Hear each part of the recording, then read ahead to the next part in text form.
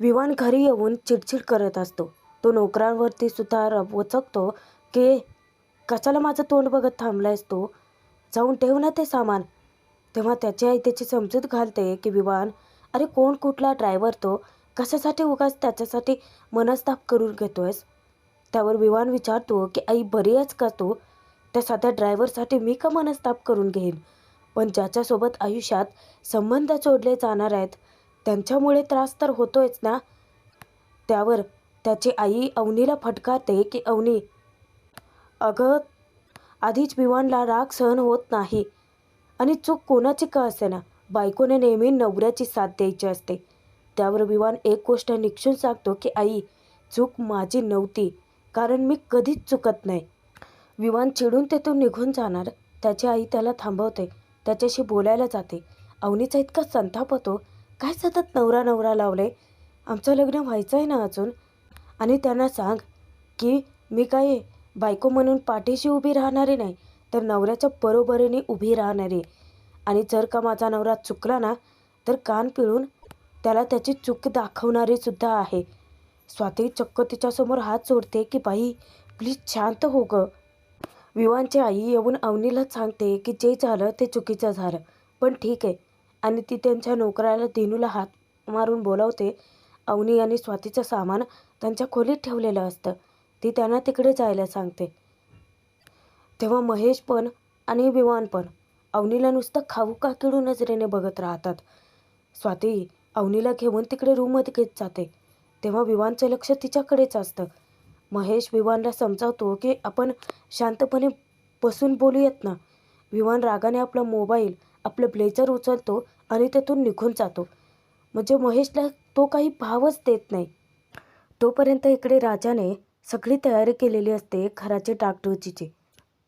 तो वाळू सिमेंट सगळं काही आणून टाकतो आणि यशोदाला विचारतो की चला गुत्तेदार साहेब, सांगा आता काय करायचं आहे. 3-3 माणसं आहेत तुमच्या हाताखाली. आता ती सगळेजण एकत्र घराच्या डागडुजीसाठी ते वाळू सिमेंट एकत्र करत असतानाच नेमकी आत्या आणि दत्तू काका तिथे तडमडतो. दोघे येऊन त्यांना अडवतात. कोर्टाची नोटीस तुम्ही फाडून फेकून दिलीत, पण आम्ही जपून ठेवली ना. त्यावर जो खोरे आहे ना राजा, नेमका त्यांच्या पायात जोराचा फेकतो. आता ते दोघेही टचकून मागे सरकतात. पण हे सगळं बघायला नमीला मात्र मजा येते, कारण आग तर तिनेच लावली. राजा तिला ताकीदसुद्धा देतो की आत्या, केलेल्या खिरीत उगाच छाराटा फिरवू नकोस. त्यावर आत्या त्याच्यावरतीच वचकते की गप्पे, कोण आत्या, कुठली हत्या, कोणाच्या आत्या बित्या नाही आहे मी, कुणाला विचारून तुम्ही बांधकाम चालू केलं तर. इकडे स्वाती अवनीला सतत समजवत असते की अगं स्वारी म्हण आणि विषय एकदाचा संपव. अवनी स्पष्ट सांगते की माझी चूक नाहीच आहे ना, मी नाही म्हणणार आहे सॉरी. उगाच आयुष्यभर त्याला सॉरी म्हणत बसावे लागेल. आणि तसंही तो रॉंग साईडने गाडी चालवत होता ना. इतक्यात महेश येतो आणि दोघींनाही ओरडतो, अगं 4 चौकात आपल्या होणाऱ्या नवऱ्याशी कोणी असं वागतं का. त्यावर स्वाती सांगते की नाही. महेश ओरडतो की अगं मग सांग ना, समजाव ना तिला. त्यावर स्वाती स्वतःच सॉरी बोलते. मग अवनी तिला तिची चूक दाखवू देते की हे असंच. तेव्हा तिला कळून चुकतं. महेश विचारतो की काय काय नक्की काय चाललं इथे, मला कळायला हवं या. अवनी म्हणते की तुला नाहीच कळणार आहे काही, सगळे पुरुष सारखेच. आणि ती रुसून बेडवरती बसते. महेश अवनीला मस्का मारतो की ऐक ना अवनी, माझं एक काम कर ना प्लीज, तू चहा बनव ना. तेव्हा अवनी उठते. पण जेव्हा क्षणी तो सांगतो ना तिला की विवानला नेऊन दे म्हणजे त्याचा मूड फ्रेश होईल, त्यावर अवनीला मात्र खूपच राग येतो. अवनी नाकारते की मी का चहा बनवू, आपण गेस्ट आहोत त्यांचे, ते बनवतील, विवान बनवेल, नसेल तर त्याची आई बनवेल, घरात नोकर चाकर तर असतीलच ना, त्यांचं ते बघतील. आणि ती रागाने पुन्हा बेडवरती बसते. त्यात महेशची इतकी चिडचिड होते. एकतर शॉपिंग कॅन्सल केलं आहे त्या लोकांनी. हे बघ तू माझं डोकं खराब करू नकोस, बाबांचा फोन आल्यानंतर काय सांगणार आहे मी. अवनी म्हणते की जे घडलंय तसंच सांग. महेश पुन्हा तिला ओरडतो की तू शांत बस. स्वातीला सुद्धा तो चिडचिड करतो, अगं तू काय माझं तोंड बघत उभी आहेस, जा हिची सासू काय करते ते बघून ये, त्यांचा मूड बघ, त्यांना समजाव.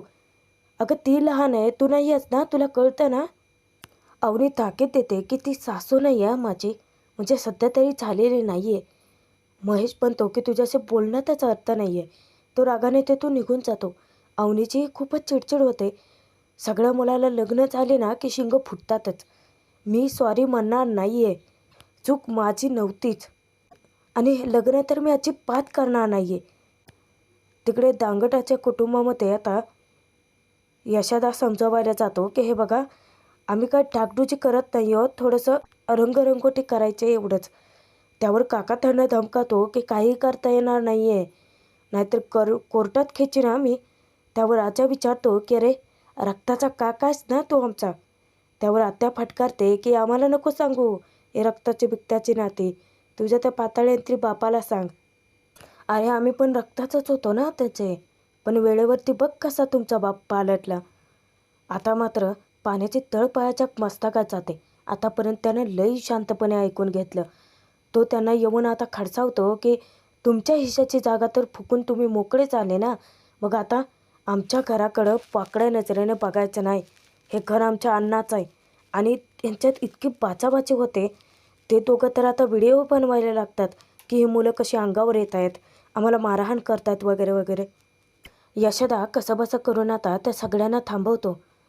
राजा त्याला ओरडतो की अरे दादा, त्याला तेच तर पाहिजे ना त्या लोकांना. पण आत्यानं आता पोलीस बोलवायची धमकी दिलेली असते आणि यशोदाला अजून काही कुटाणा नको आहे. त्यावर तो सांगतो की हे बघा, आम्ही बंद करतोय काम. आता धन्याच्या तळपायाच्या मस्तकात जाते. तो विचारतो बंद करतोय म्हणजे काय? आणि तो विचारतो की अण्णा, अहो तुम्ही बोलणार आहेत का नाही काय? आता अण्णा काहीही न बोलता गुपचूप उठतात आणि आपली सायकल घेऊन तेथून निघून जातात.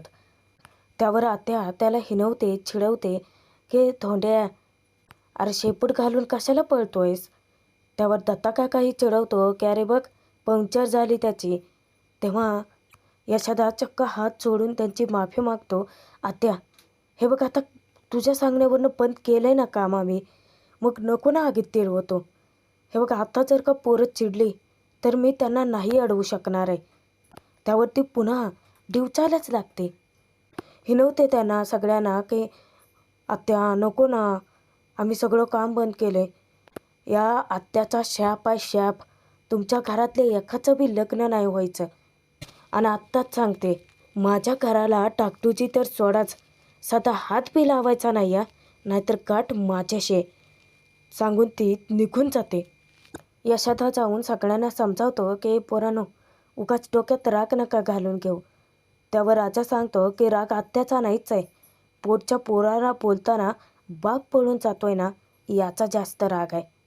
आता त्यावर यशोदा पुढे काही बोलूच शकत नाही. विवांचा राग अजूनही निवळलेला नसतो. नेमकी अवनी त्याच्या समोर येऊन उभी ठाकते. इतक्या त्यात स्वातीही जेवायला बोलवायला येते. सांगते की डिनर रेडी आहे, म्हणजे जर तुम्ही तयार असाल तर प्लेट्स लावायला घेते. महेशही त्याला विनवणी करतो की विवान, चल ना जेवायला बसूयात. तरी हा बाउन्सर ढुंकूनही बघत नाही त्याच्याकडे आणि अवनीचा जास्त राग याच्याचमुळे वाढतो. इकडे नमिता गुपचूप चोर पावलांनी दांगडांच्या घरात शिरते आणि तिच्यावरती लक्ष जातं. ते म्हणजे राजा आणि धन्याचं.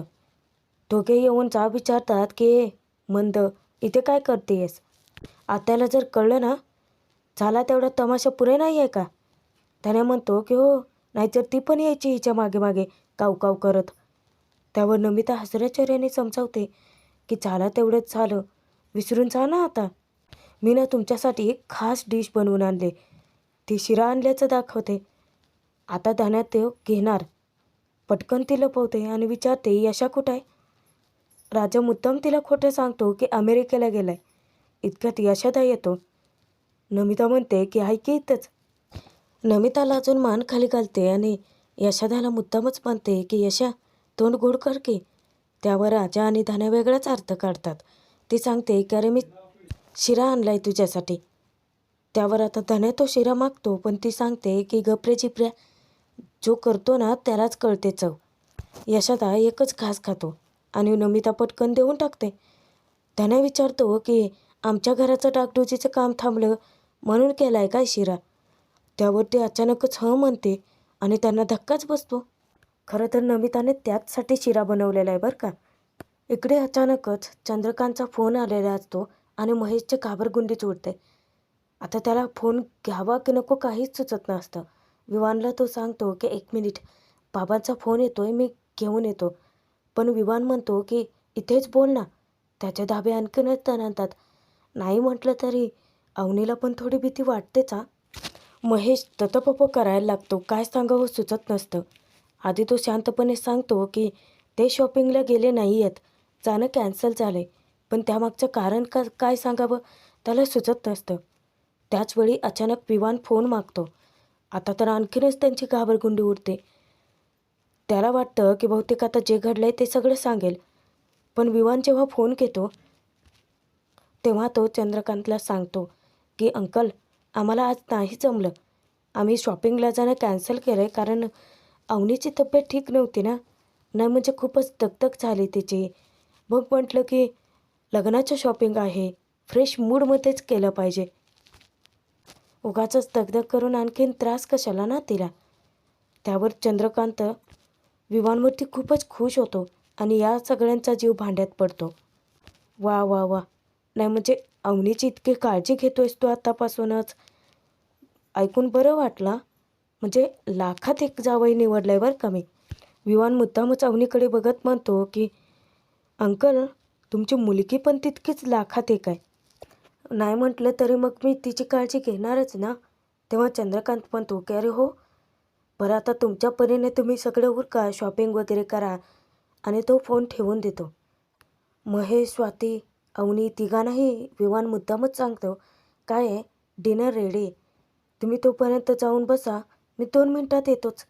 अवनीकडे तो जाऊन सांगतो की अवनी, रिलॅक्स. खरंच माझ्या मनात काहीच नाही आहे. पण त्याच्या मनात सोडाची भावना असते. त्या कॅबवाल्याच्या समोर तू मला माफी मागायला सांगितलेस ना. माफी तर तुला माझी मागावीच लागेल. अवनी खरंच रिलॅक्स हो अगं. माझ्या मनात खरंच काही नाही आहे, असं सांगून तो निघून जातो. विवान हे सगळी नाटकं करतोय हे अवनीच्या नजरेतून सुटत नाही. चिडून ती म्हणते की बघितलंत ना किती नाटकं करतोय तो. त्यावर महेश उलट तिलाच समजावायला जातो की हे बघ अवनी, तू बघितलंस ना त्याने सिच्युएशन किती व्यवस्थित हँडल केली ती. अगं तू विवानबद्दल जे काही ग्रह मनात निर्माण केलेत ना, हे बघ ते सगळे काढ आता आणि मोठ्या मनाने ॲक्सेप्ट कर हे सगळं. आणि तो निघून जातो. पण अवनीला काडी मात्रही विश्वास नाही आहे विवानवरती. प्रेक्षकांनो, भाग जरी संपला असला तरी आता राजाची एंट्री अवनीच्या आयुष्यात होणारच आहे.